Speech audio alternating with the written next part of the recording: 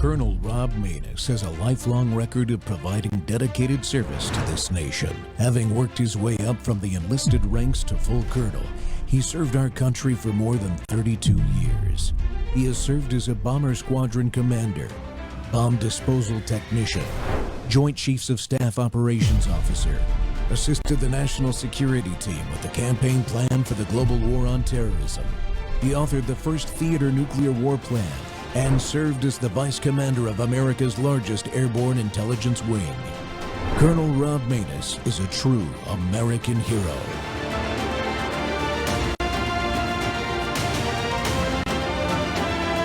This is Rob Maness Live. Jamie spent years in the school business, coaching, principaling, and other things. So I always like to get Jamie's opinion on things. We're going to dabble our way to school choice at some point this morning and get an educator's opinion or a former educator's opinion on school choice. Who knows better, a 20-plus year veteran of the school business or a bunch of conservative think tankers who have kids in private schools that just want those schools paid for? We'll talk to the educator on the former educator on that, not the people who have a financial vested interest in school choice passing so they can get their kids' education paid for, their kids' private school education paid for, or a bunch of these think tankers who are invested into, what are those other schools called? Charter. Thank you. I can never remember that word because I use it in no other sense. I would never use the word charter for any other reason except to say charter schools. That word nowhere in my vocabulary for any other reason. Charter some whiskey. Yes, well, old charter. Yes. Yes. And apparently that's what they call NASCAR teams now. They're charters. So yes, these people who are vested in charter schools, again, that will financially benefit from school choice. Just ask the donors of people like Jason White. You know, his biggest donors. They're heavily vested into school choice passing in Mississippi because they want to make a lot of money on charter schools, which I don't have a problem with. I don't have a problem with them making money on charter schools. Just let go of this public to public transfer idea. Just be honest about why you're doing it. It ain't about the damn kids. It ain't about the kids. If y'all were about the kids, you'd fix JPS. Not continue to gut it and say, let's just let the kids from there. Let's just let the good kids from there go somewhere else. No. Go fix JPS. If you really care about the kids, if it's about the kids, fix JPS. Fix these other failing districts in the state. Don't just say, screw it. Let's just let the kids go somewhere else. We ain't gonna do that. Not on my watch. Yeah. If you want to start somewhere too, Clay, go to the Mississippi Delta. You know, if you want to talk about school choice and you want to do all these other things, start in the Mississippi Delta.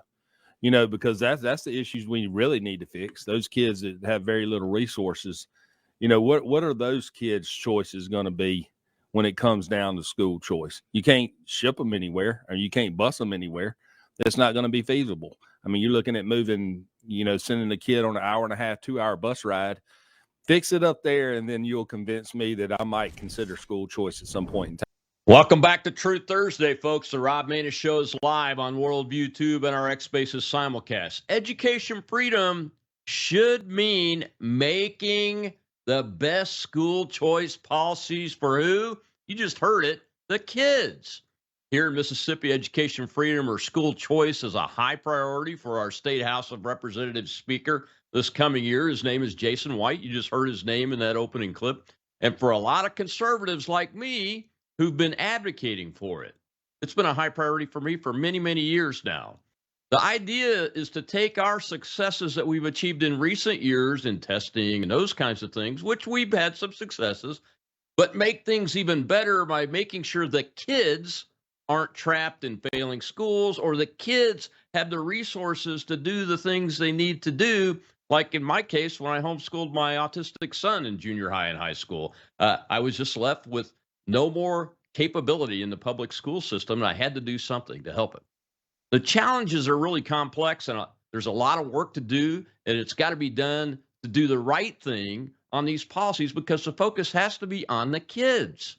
And different areas of the state are likely going to need different solutions that fit the circumstances of those families and communities. You just heard a little snippet there.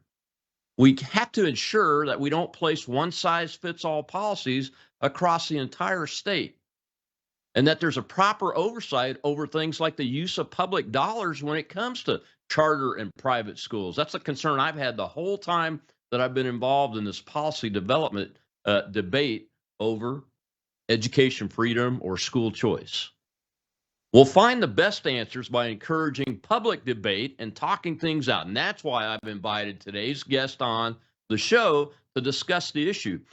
He and I are most often on the same side of public policy issues, but I've discovered, because he reached out to me, that there are some conservatives, including him, that are opposed to school choice as it is developing in our state. So it's important that folks like he and I, we get together and we publicize our views so that this policy effort, as it's really starting to get rolling, addresses those concerns, and we make sure that the right choices are being made for the kids. So my guest today is well-known radio talk show host Clay Edwards in Jackson, Mississippi. He hosts the Clay Edwards Show on 103.9 WYAB in Jackson, Mississippi, the capital of our state.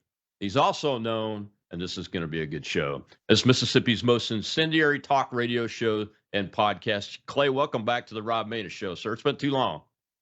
Oh, thank you, brother. I've really been looking forward to this. I went and bought a dry erase calendar just to hang it here in my studio so I could write this date on it.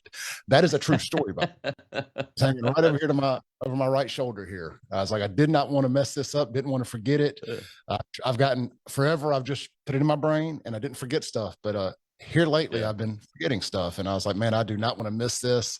I wanted to see it every day. I appreciate the opportunity. And you really stole my thunder a little there, because I was going to say the same exact thing that you did about we can't have one size fits all. There's a whole nother layer to this onion that's got to be peeled back, where there's a lot of conservatives. Yeah. Let me circle back here. First off, this is what MAGA is. This is what making America great again is. It's the marketplace of ideas, not shouting each other down that it is my way or no way. It's having respectful debate, conversation. Even so, I don't know if this is going to be a debate, a respectful conversation about each other's concerns and what we would like to see come from this moving forward. And I appreciate the opportunity, because you can't do this with Democrats. Democrats can't do this with Democrats. See the government see the Schumer shutdown as example A. Yeah, you're absolutely right.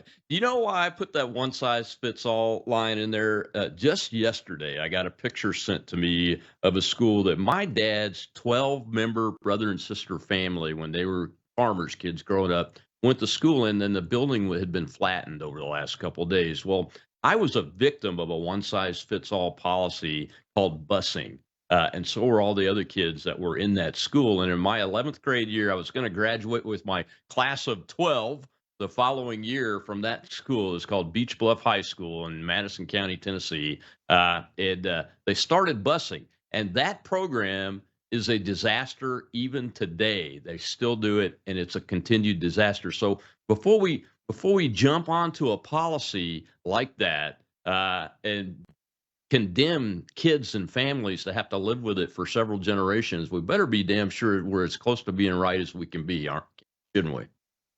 Yeah, absolutely. And I want to start this by saying I like Speaker of the House Jason White. I have a lot of respect for Jason. He's always been respectful to me. He's given me shout outs here and there. We're just on another side on this one. And I've sunk my teeth into this, and I've made it my hill to die on, so to say. I'm not against choice. I'm against public to public transfer. I agree with 66% of this thing. It's 33 a third that I have a disagreement with. I'm okay with the charter schools. I'm okay with the money following the student around for the most part. That's not my gripe. You're paying the taxes. You should be able to choose how you spend that money, in my opinion. What I would like to see is a guy who does not have a child in school anymore I would like to see a tax credit if I'm not using the schools personally. I know that's never going to happen, but let me throw that Hail Mary out there and just float that idea. But obviously, it's the public to public. Yeah. And you've heard the Democrats often speak of the Michigan problem. It's the Muslims that have taken over towns like Dearborn, so they can't have a Jewish. That's why they didn't have Shapiro as the vice president on that ticket with Kamala, stuff like that. Well, here in Jackson, in Mississippi, we have the Jackson problem. And people in the Tri-County area, and I'm just going to jump straight to this, and we can go back to wherever you want. Go right in. That's where I was going to go anyway. I want people to understand my perspective here, because the reel that you showed there is pretty intense, but it was part of a greater conversation, and I forgot about that, so I appreciate you showing that. We have the Jackson problem here, and there's no way by the modern definition of racism. I understand that this is going to come across and it's going to sound racist, and I don't intend for it to. I want to put that out there, but there's no other way to say it. The new phrase that I've been using a lot is culture rot, and there's a cultural rot in Jackson, Mississippi, and other third world Democrat hellholes like it. And the people like myself and others who have moved out of Jackson, and I was one of the last to leave about 3 years ago. I basically cut the lights out when I left. I'm kidding a bit. My parents still live there, but yeah, a lot of people left. A lot of people were forced to leave 25 or so years ago, and they moved out here to where I'm at now, Brandon. It's right over in Rankin County, part of what we call the Tri-County. For those that don't know, there's Hinds County, which is where Jackson's at. There's Madison County, and also Madison, the city, is inside Madison County. So that's a little confusing sometimes. And then there's Rankin County, which is Pearl, Brandon, Flowood, Pisgah, Puckett. I can go on, Pillahatchee. I can go on and on. And in Madison County, you have Ridgeland, Madison, Gluckstadt, Canton, which Canton is a blue city inside of a super red county. We call it Baby Jackson. The same thing. It's ate up by Democrat culture rot. Democrat death culture, as my buddy Kim Wade calls it, from the Kim Wade show. And I'm just going to be honest, man, we were all forced to move if we wanted to send our kids to better schools. I was at a low point financially in my life after my nightclubs had closed about 12, 13 years ago, 2010. 2011, I got into the car business. I was not making enough money to keep all the bills I had accumulated, lost everything, had to go live with my parents in my mid to late 30s with my daughter. That was in Jackson because their neighborhood got annexed by Jackson. So they were no longer in the Hinds County School District, which compared to Jackson is way better. We weren't grandfathered in. So we had to move my daughter legally, in with my grandmother out in Florence, Mississippi in Rankin County. So she had a chance to go to a better school that wasn't a Jackson public school and be an extreme minority in that school. And call it a failing school district would be a compliment as far as JPS goes. A lot of us had to pay a sacrifice. A lot of people had to sell their property, lose money, make a tough decision, make a choice. That's the word here, choice, right? Parents should have a choice in their kids' school. That's how the think tankers have packaged this, and they tell you that 80% or 70%, whatever this large majority percentage is, that they tell you are for school choice. They're not telling them what the question they're asking is, should parents have a say-so in their children's education? Well, the answer to that is always yes. And for like the last 100 years, parents have had a say-so in their children's education, and it's where you choose to live and send your kids to school. Look, it's tough. It is very tough. I had to make sacrifices. A lot of people have had to move. They've had to downsize to be able to afford to move. That is the American way. That is the patriarchy. That is capitalism. You've got to pull your bootstraps up. And I know that it's tough. It is. I get it. Well, that's why these neighborhoods, these suburbs are what they are. It's why they're nice. It's why they're nice houses out here. It's why people come out here and they act right. It's why we don't have the crime like a Jackson does. It's why Brandon's not the murder capital of America, because people have made tough choices to come out here and live. We don't want the cultural rot. I don't think anybody deserves a free pass to come out here and based on, well, we're just going to send our kids to school there, but we choose to stay over here in this lawless third world Democrat hellhole because, we kind of like the loosey-goosey. We like to be able to ride dirty with our pot and, the Democrat policies over here, but they have screwed up education. But so we want to take advantage of living loosey-goosey and then send our kids to y'all's schools where y'all have chosen to tighten the belt buckle and do all things the right way. And that's one of the questions I had for you. One of the questions I had for you, Clay, are those, with this cultural rot in Jackson, are those parents really interested in sending their kids to the system in Brandon and in those outlying areas, or absolutely is it really? I firmly believe so. I've got friends who are in the Pearl School District, for example. And my house is a block from Brandon Middle School, 3 or 4 blocks from Brandon High School. I'm right here in the center of it all. And I can only speak for Pearl because I've spoken. The mayor's a friend of mine. The superintendent is a guy that I've gotten to know a little bit lately. And I know for a fact that Pearl has had to put up tag readers to catch parents from Hinds County, from Jackson, using another address and dropping their kids off. And other schools have done it throughout the state too. But I know I can go on the record and say Pearl is doing it. And, look, man, I've seen these kids, I've seen these parents. One of the things they like to say is it's going to be parents, Clay, it's parents that got skin in the game. That's their term they like to use. But these are parents that got skin in the game that can take the time to pick their kids up and drop them off and do all the things that are involved there. And I'm not saying that doesn't exist. I want to be clear here. It goes back to there is one size fits all here. Yeah. But, what that also tells me is, that's a parent that may be on Section 8 that has the time to do that.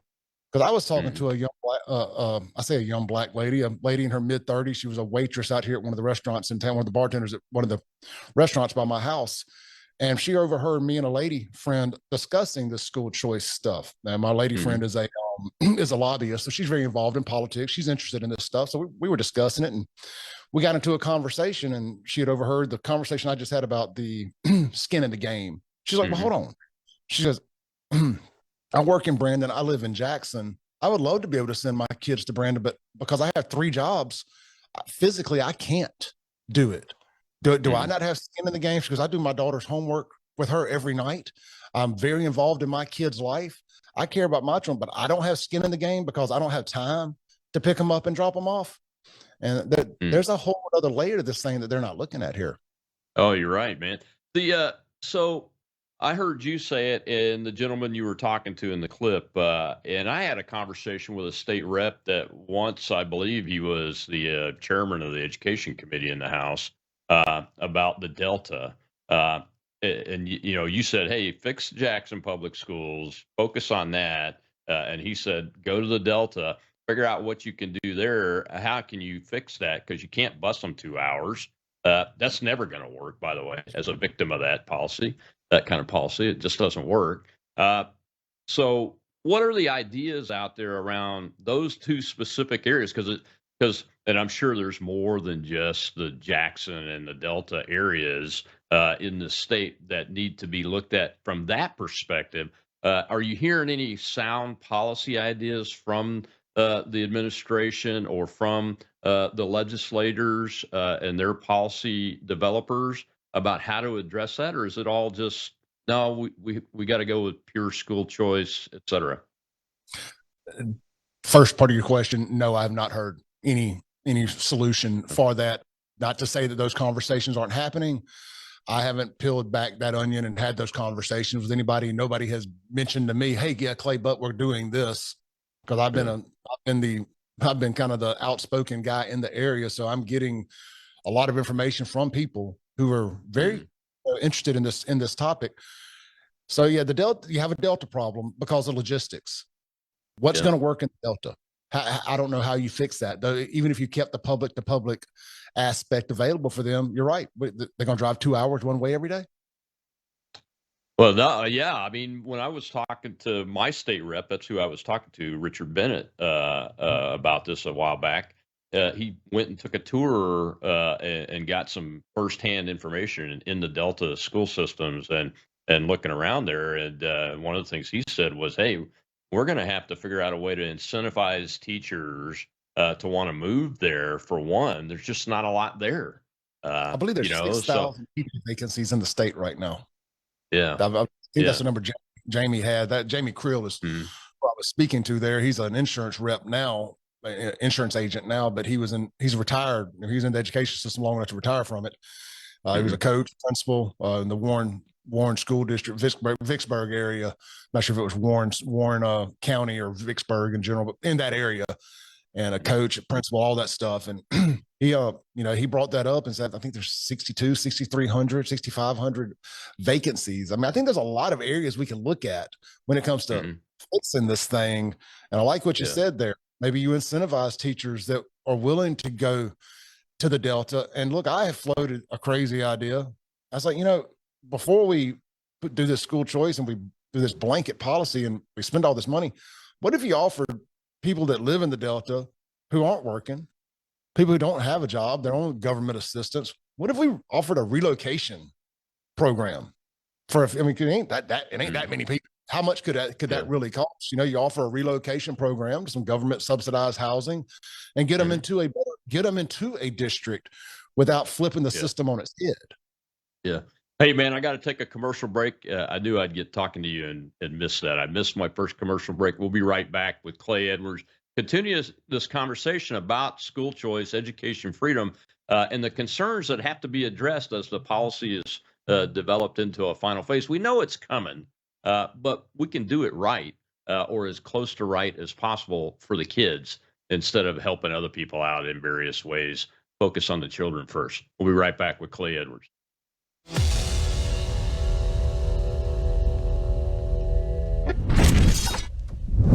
You woke up with a sore throat and a low-grade fever. You know you are getting sick, so here's your choices. You can get sicker and miss work. Try to see a doctor this week or sit hours in a crowded waiting room at urgent care. I have a smarter option for you. Open your medical emergency kit. Match your symptoms to doctor-recommended prescription in your booklet and take the right meds now and get well faster. This is not a first aid kit. It's like having an urgent care in your home. It includes doctor-prescribed medications to treat over 39 medical issues like respiratory infections, strep throat, pneumonia, UTIs, and more. No waiting to see the doctor and no standing in line at the pharmacy. It's right here. Every home should have at least one medical emergency kit, and here's how to order. Go to worldviewhealthcare.com. Your kit to treat dozens of common and serious illnesses is rushed to your door. worldviewhealthcare.com. That's worldviewhealthcare.com. Emergency kit available at worldviewhealthcare.com. Make sure you don't have to go to urgent care. I got pneumonia. I didn't have to go. I took this last year. Stayed at home, went to bed.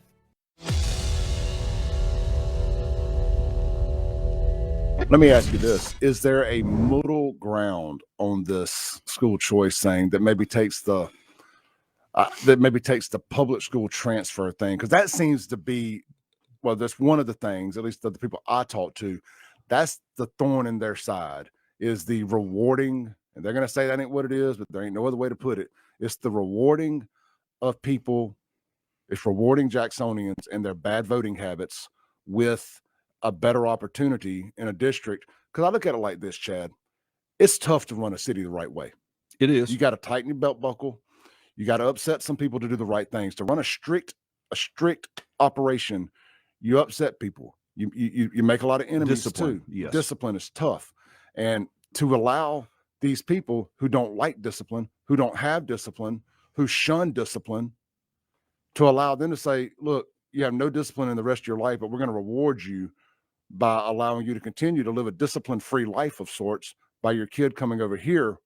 I think it sets a terrible, terrible example for, and it also the property values. I do believe it's going to hurt property values. With the property values in Brandon, for example, are up here because of the school districts. So I would support public school to public school voucher but you got to respect the traditional district first, those that chose to live there. Yeah. So the families that live in these traditional school districts, their children have to have first priority. And then if there's space, then others can come in.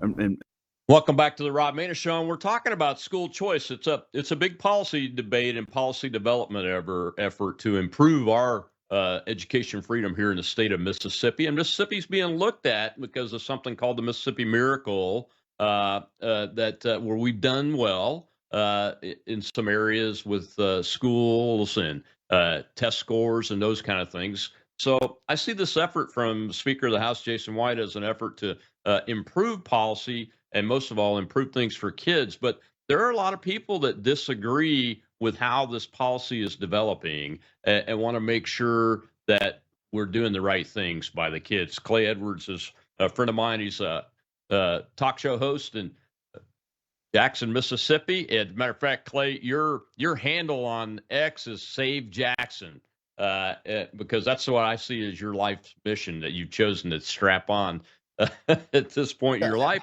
I've veered from it some, but that's how it started for sure. Yeah. I mean, and Jackson is the capital of the state, and any city is worth saving and everything. But this issue, if I like what you said there about getting people, giving people incentives for their bad voting habits. Oh my gosh. I hadn't even thought of this issue from that perspective until I watched that clip there. And you're absolutely right. Why should we reward those folks for bad voting habits? Now the state senator, I can't remember his last name, but Chad was his first name, had an idea there about respecting the existing district and prioritizing those folks and everything. My question is, on the public to public transfer part of this, are there mechanisms that can be put into a piece of legislation that would answer the concerns from the folks that you hear from every day? Because you're the one that's hearing it. I don't believe so. We don't want anybody living in Jackson to be able to continue living in Jackson and come over to Brandon unless there's a medical reason, a learning disability, something like that. And let's just, for example, say that Brandon has a spectacular class that works with children with autism or something like that. Mm-hmm. And there's space available that any kid from Rankin County or Brandon, then Rankin County, and then say an outside district could look at it. If you got Brandon, then you got Rankin County, then say Hinds County or Warren County, or another district, JPS, whatever. Then you could look at something like that, as long as the people who live here are being taken care of first. And then if you just have chosen to live in Fondren or Belhaven in downtown Jackson because it's a cute, quaint, very liberal neighborhood, and you like living around like-minded people, but you don't want to because all those it's the whitest, ironically, it's the whitest neighborhoods in the state of Mississippi, or in Jackson, Mississippi. They're the liberal, little artsy-fartsy, LGBTQ neighborhoods. And they all send their kids to private school. But if you choose to live there, I don't think you should be able to send your kids to a public school in the adjoined county. I just don't think so. I don't think you should be able to. You made a decision to live there because you want to be around like-minded people. Well, same energy over here, Colonel. I want my children, my grandchildren, my neighbors' children to be able to go to school with like-minded kids. And I know this, people say, Clay, that's not fair. These are kids. They all deserve the same opportunity. My life's not fair. And we've got to quit treating it like it is. Because I made a statement that really ruffled some feathers. I was like, this is beginning to feel a little bit like socialism to me when you tell me that everybody deserves an equal starting point. And that's just not life. If everybody doesn't deserve an equal starting point. Life's not fair. It's never going to be fair. You're not going to legislate it into being fair. I wish I had been born into a billionaire family. I wasn't. But I love my family nonetheless. I'm just saying, if they had a little more money, it would have been great. But that's not life. And we have to quit trying to think we can fix everybody's situation. And I just go back to this, man. The only people that think this is a good idea in my circles that live in the Tri-County area that I've talked to, and this includes Democrats, nobody wants this. The Democrats don't want it because they have a love affair with the public school system. They don't want to see any public money go to private schools. So for different reasons, we're on the same team for this thing. And I would never be on the same team with them. But the people that I know that I've talked to, my neighbors out here in Brandon, they don't want it because of the culture rot. They don't want it. One bad apple can absolutely ruin the bunch. For example, Northwest Rankin, one of the biggest schools out here, if not the biggest school in central Mississippi. Now, this wasn't school choice, obviously. These were kids that had just moved from Jackson to Northwest Rankin in pretty much the same year or same 2 years. Yeah. There was two brothers, two black brothers, single mother, moved into a neighborhood over here. And within about 2 months of each other, they couldn't leave the Jackson and Jackson, and they got themselves killed doing what I just call Democrat death culture stuff. And oh, man. It's sad. It truly is sad. But one was selling a gun to a guy and decided he was going to rob the guy, and he got himself shot in his driveway. The other had gone to Jackson and got caught up in some Jackson stuff and got killed. All right, there's two.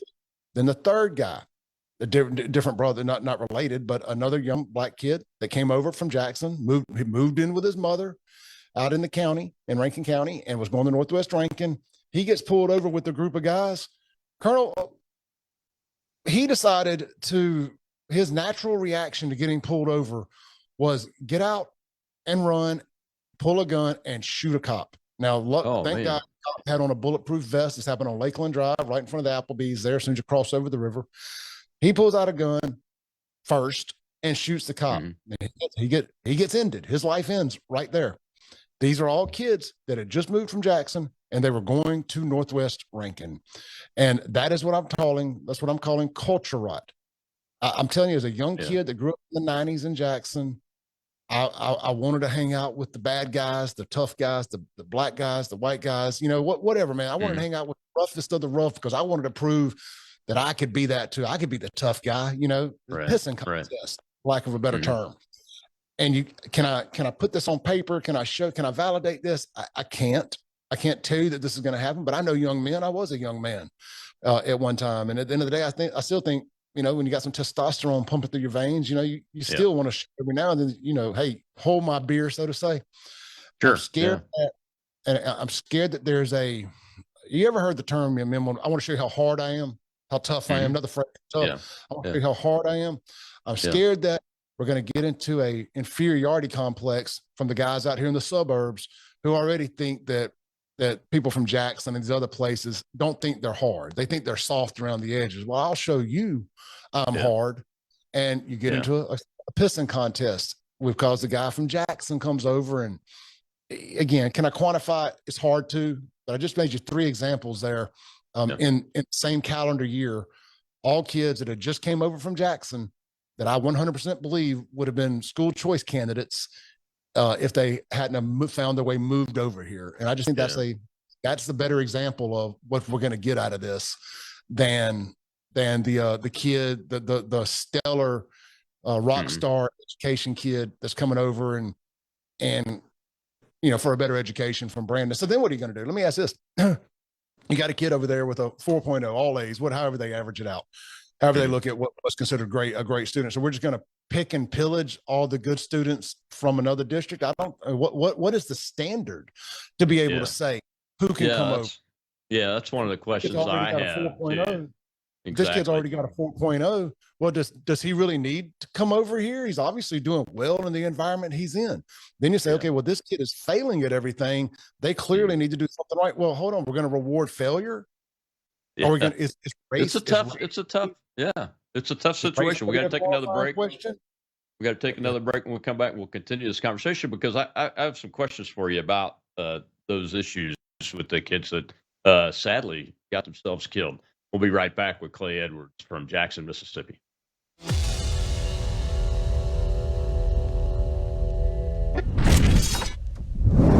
Hello, I'm Brandon House. I want to thank you for all your support at WVWFoundation.com that helps make possible pushing out 24/7 content for free. Without your support, we'd have to put it all behind a paywall. But thanks to you and your support through our foundation, we're able to push it out for free as a broadcast service and broadcast ministry of WVW Foundation.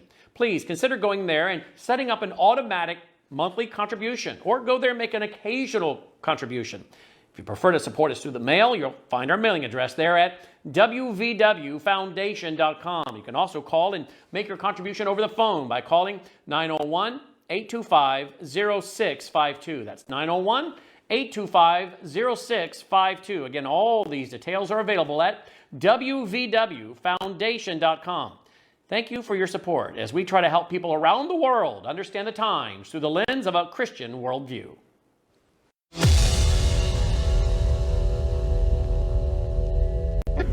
You're told about charter schools, and charter schools are public schools, by legally they're public schools, so there are. I assume there's some accountability for those. There's an oversight board, but for a private school, there is. I mean, you say the parent is accountability, but you don't hold anybody else to those standards. You think I'm going to make sure they're spending public money correctly. You're not saying that should be done with private schools that get public money. They shouldn't have to be held to the same standard. Yeah, no, that standard is applied in multiple places across our government. So, for example, you can use the GI Bill, or you can use a Pell Grant to go to any number of universities. What's the accountability for the universities that are receiving Pell Grant dollars? To say that's a fair point, but yes, it is. But with to put one, But why shouldn't you at least, if you have the opportunity, Tell you what, I'm gonna let you think about it. I think there was another one back there. Just simmer on it, think on it, and then you can. Welcome back to the Rob Maness Show. That was Mississippi State Auditor Shad White, who may be running for governor. I'm not sure yet on that one, but taking down a lefty reporter talking about keeping track, oversight on public money for private schools as opposed to public schools. And my guest today is Clay Edwards, and we're talking about the school choice effort, education freedom effort that Jason White, the Speaker of our House here in Mississippi, has prioritized how to improve with an effort to improve those policies to bring more choice to the students and parents of the state of Mississippi. But there's some significant challenges, and there's a whole a group of conservatives, folks who I would say are conservative, that are opposed to a lot of the idea. Not all of it, but a lot of it. And Clay, I apologize having to go to a break again, but you mentioned three. You mentioned three scenarios. The three situations. All three of those were those parents had actually moved out there, right, to Rankin County. Correct. Yeah. Yeah, I just don't know. I don't know if you can develop a public policy that would address that piece of it. You got to focus more on the cultural rot that's located in certain areas of the state, I guess, right? Sure. And I guess I use that as an example because, again, Jackson is my example it's my case study for all this, and it's the case study for the people who live around me. Yeah. And what you can sit here and say is those are parents who are trying to do what was right by their children, right? Get them into a better school district. But if you don't fix what's going on inside the house, if you don't fix what's in the heart there, if you don't fix the cultural rot that your kids are involved in or influenced by, it doesn't matter what you do. So I don't know that school choice is going to be the answer. I don't know. I'm telling you, man, I have not met a single person, Republican, conservative, that's not involved in a conservative think tank or in the media that's for this school choice stuff. But they're having it repackaged, and the people are telling them, don't you think parents should have some say-so in their children's education? And they're like, well, yeah, I think that's a good idea. Oh, well, do you then ask the rest of the question? Oh, do you think kids from Jackson should be able to come out here to Rankin County schools without moving here? And the answer would be no 100% of the time. I mean, how do you? One of the questions that I have about that is how do you control it? And the senator that you were interviewing in that, at the beginning of that last segment, Chad McNair, he mentioned some kind of maybe quota limits and those kind of things because you can't overfill classrooms, number one, and then a prioritization scheme. But I don't know. I mean, if how do you address that in the law? Is because you're going to always end up with people that go, well, yeah, but my kid would do better if I could move them to such and such a place, and I can't do that. But there is some school choice in Jackson. You mentioned the liberal white neighborhoods. They're choosing to go to private school, and I wanted to get your take on it, on the oversight of the public funding, allowing public funding to follow the child. Under that scheme, are folks okay with that? Everybody I've talked to doesn't have a problem with that on the conservative side. I do think that I'm okay. I speak for myself and the people I've spoken to.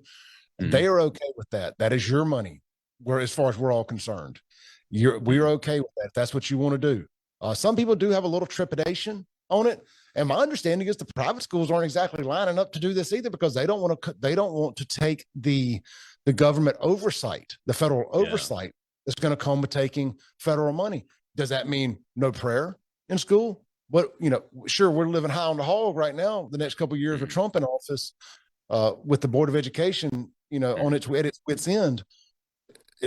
I've lived enough life at 48 years old, and I know you're older than I am, to know that this does end. The Democrats do win again. Yeah. I mean, so what does that mean for federal money then? On the Democrat side, you talk to a lot of Democrats too. And they do have a love affair with public schools. Look, I come from one side of my family is many public school teachers, so I'm not about dismantling the public school as an entity, an idea for Agreed. sure. But you would think that on the Democrat side, let me ask you what they're thinking that when you talk to them, because if I'm a Democrat and I'm living in Jackson, Mississippi, and I got a teenager and he's a good kid, but he just needs to have a better school environment. Why would I be opposed to being able to get the tax dollars and go to a charter or private school? So I think if your boots on ground, everyday Democrats, your black Democrats in Jackson, for example, I think boots on ground, if you sat down and told them, had a conversation with them and really explained what school choice was, they would be world levels of stupidity stupid if they said they were against it. Yeah. I mean, I could absolutely, I see why, look, I get why, if you live in Jackson, why you would absolutely be for school choice. You would be an idiot not to be for it. That'd be like me being an idiot if somebody gave me a winning lottery ticket, like one of these right here, and said, Clay, it's yours. It's a winner, guaranteed. And I said, no, I don't want it. I mean, school choice is automatically going to help Jackson property values. It could actually help bring a middle class to Jackson if middle class people could live there and send their kids to school wherever they wanted to. I could see how it would benefit. But then what about the people that live over here that had to make that tough sacrifice, had to tighten up that belt buckle to move over here and do all things the right way, that don't want the culture right that's going to come inevitably from Jackson? I mean, look, people have been figuring out a way to send their kids to school wherever they want to for a long time. I just think I don't think that should be state funded. I think people should continue to have to figure out a way to send their kids to school where they want them to go. I mean, there's a lot of things that I have to figure out how to do that I don't necessarily like. I have to figure out how to pay my bills every month as a self-employed radio host. Oh, I had to figure out how to pay for homeschooling my youngest son. I mean, I had to pull him out of the system. It just wasn't capable of giving him an environment he could learn in. So I homeschooled him, but I could afford to do it. You know, a lot of people in Jackson, what I would recommend is staying with your child's father and being a two-income household. That would be a great start. That was one of the questions I wanted to ask you. You've been looking at Jackson for a long time. You're from there. Your parents still live there.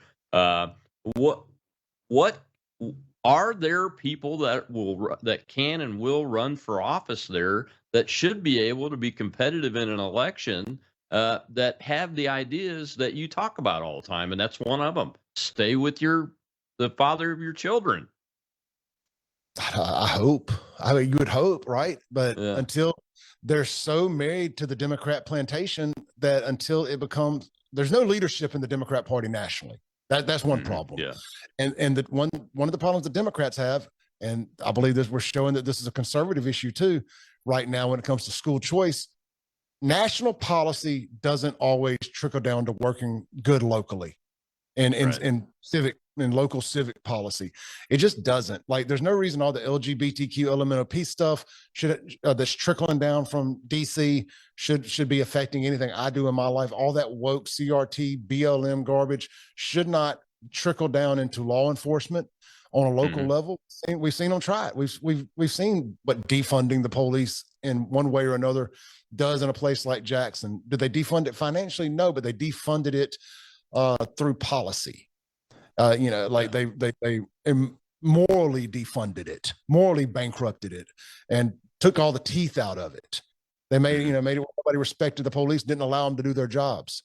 That doesn't work. That's why it became the murder capital of America 4 out of the last 5 years, because they defunded. They followed the national political landscape. And I believe that's a mistake that the conservatives are making here. You get these think tankers, like Americans for Prosperity, and all these people who will come out and say, "Oh, Clay's against the Trump agenda."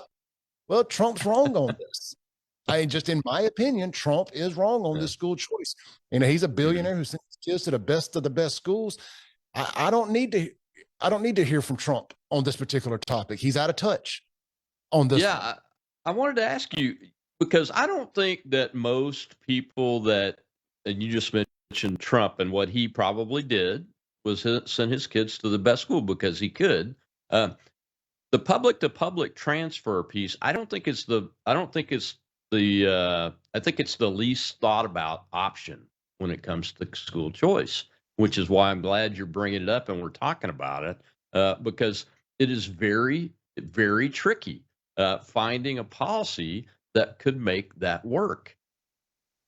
If they remove that, I would support whatever bill Jason White and then put forth. But as of right now, I've spoken to all of the Rankin County delegation that I've spoke with. They're not voting for it, because even if they think it's a decent bill, because the people don't want it, they're scared to death they're going to lose their seats if they vote for it. We've already seen it happen, and it's not even a thing yet. Just guys who ran on, I'm going to support school choice, they didn't win their races. Right here in the county. So that's what I hear on the ground here too. I hear that on the ground too. If you go that route, whole hog, then you're not going to win. Yeah, what was I want to call it a gallows? What was it? The guillotine. It's laying your head in the guillotine. Yeah, exactly right. Well, we got to take our last break. When we come back, we'll see another little clip. But this is about Michigan talking about Mississippi.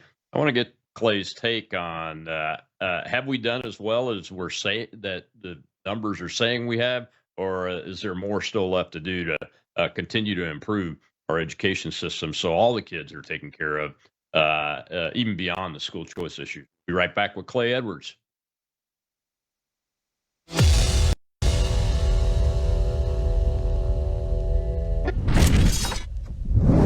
News is moving faster than ever, and so are we. Worldview Tube brings you 24/7 live stream coverage and now real-time alerts when it matters most. Once you have the Worldview Tube app installed, exit the app and navigate your way to Settings. In Settings, locate the tab labeled Notifications. Select the Notifications tab. Scroll down until you locate the Worldview Tube app icon. Select the tab, and here you can turn on and customize your notification experience for the Worldview Tube app. News doesn't wait, and neither should you. Turn on push notifications to stay informed. Every headline as it happens.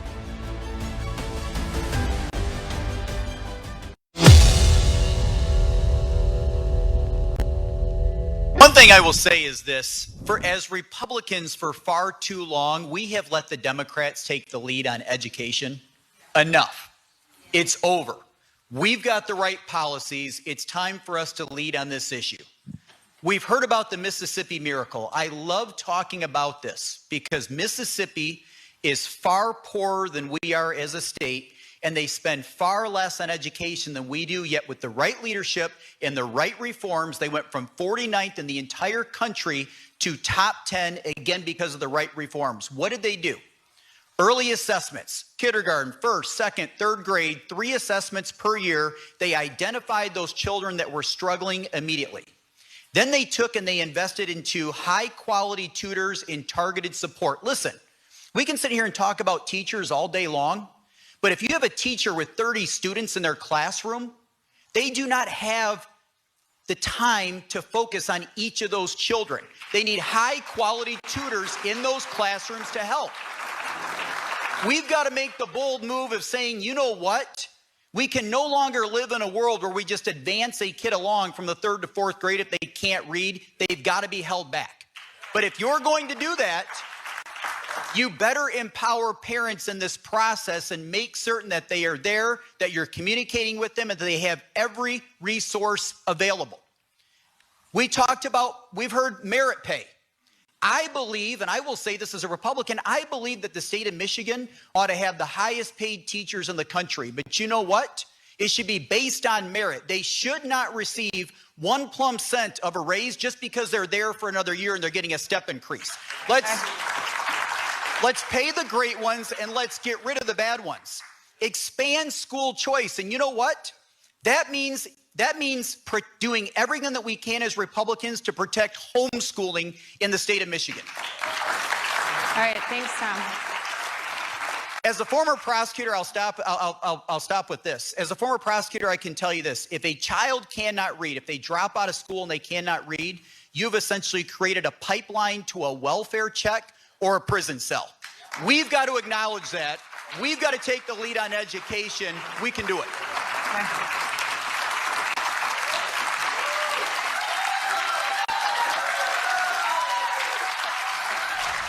Senator. Welcome back to the Rob Maness Show. It's Truth Thursday, and this is going to go down as one of the best Truth Thursday shows we've done. My guest today is Clay Edwards, a talk show host from Jackson, Mississippi, a native of Jackson, Mississippi. And the discussion is about what do we do to make our best policy from a school choice and education freedom perspective and take care of the kids versus shovel money to places and organizations that that's going to be the outcome instead of the kids being taken care of. And Clay, I like that clip there because it's a guy from Michigan talking about the state that I chose to live in 3 years ago. And I come from a state where I ran for office, and I was always able to point over to next door to Mississippi and say, yeah, but they're number 50 in public education.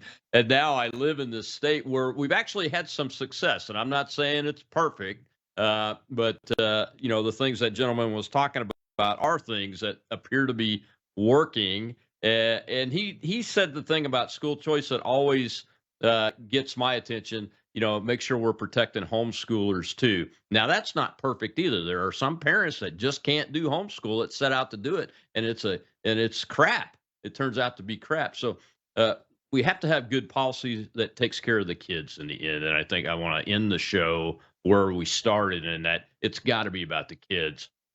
Can we improve this and get it done? Or do you think the public's going to be a showstopper? It's going to be a showstopper. But there's no limitations that I've currently seen other than they just kind of go back to if there's space, they'll do it. And they're opening themselves up to lawsuits like we've never seen. And they keep saying there's not going to be a transportation aspect to this. And I'm on the other side of the fence on this. I think if you do it, you have to have a transportation aspect to it. Yeah, I really do. If you're going to do it, it's unfair not to. And I'll go back to the mother that I met that has 3 jobs, who they say wouldn't have skin in the game because she can't take the time to take her kid to and from. Where I think that she absolutely has skin in the game. The fact that she has to work 3 jobs to keep a roof on over her children's heads, food on their table. I'm assuming she's not on any type of government assistance. If she's juggling 3 jobs, she probably makes too much to be on government assistance of any substantial value other than maybe some EBT for food. So that mother, we're going to punish her. I don't want to go back to, I don't want to be a hypocrite here and talk about what's fair, what's not. But if we're going to break the mold and say that we have to, it's about the kids, we got to be able to send them somewhere. I think you almost have to have a transportation, maybe educational Uber vouchers of some sort. I don't think it has to be the most expensive thing. I think there are ways. I think the Uber aspect is actually, create some kind of ride share program that works. It doesn't have to be buses. I think, a $15 Uber ride. If we're only talking about 5 kids here and there, it can't be that expensive, in my opinion. That's actually a good idea. I agree with you. There has to be a transportation aspect.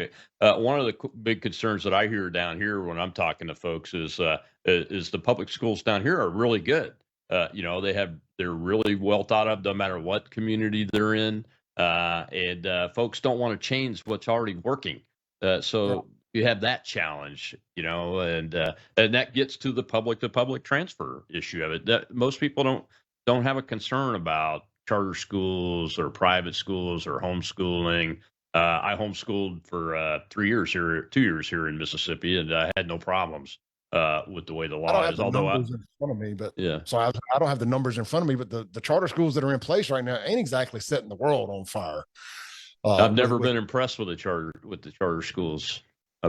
I used one once in a different state, and I wasn't impressed with it at all. I like the idea of it, but I think what you're going to end up having in Jackson, for example, again, it's my case study. You're going to have a lot of these churches open up these for-profit schools, and I don't have a problem with it if that's what people want to do. If that's an option. If that's a happy medium, I'm okay with you having that choice. But that's you. And here's another thing, Colonel, that I think gets overlooked a little bit. Community is built in the schools. These kids, they live near their classmates. They go to school with their classmates for the most part. And I haven't seen the numbers, but I'm going to go out on a limb here. For the most part, from first grade all the way through graduation, they go to school with these people. And then most people don't leave the town they grew up in.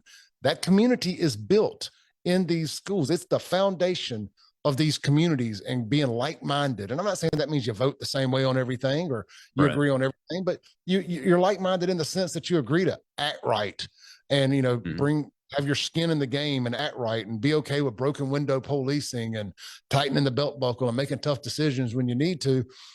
If you're letting these outsiders come in from wherever, they just come to school here, they poach our education system, then they go back to wherever they live, you're eliminating the whole program.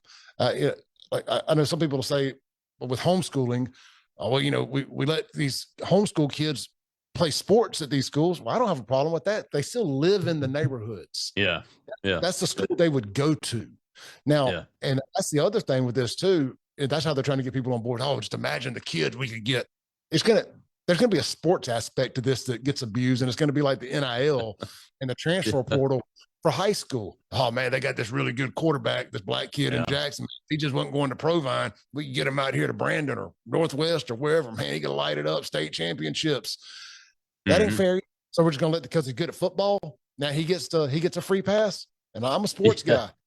But I don't like that. Oh, that's coming. Look, we live where we live in the SEC, so that's going to happen. We're so competitive in sports at every age here that you're going to have some parents and some administrators that's what they do is try to wiggle around and get that. I got a question. I got a question from my live audience. Go ahead, real quick.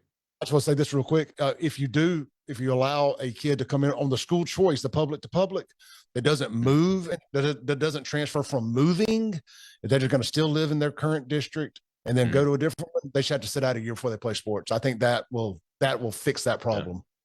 Yeah, it sure will. Well, let's take one question from our live audience real quick before we get to the end of the show. Go ahead. Shell's our host. We have Rigo, sir. My question is, have you examined the positive effects that the transfer school of choice portal is actually having in California?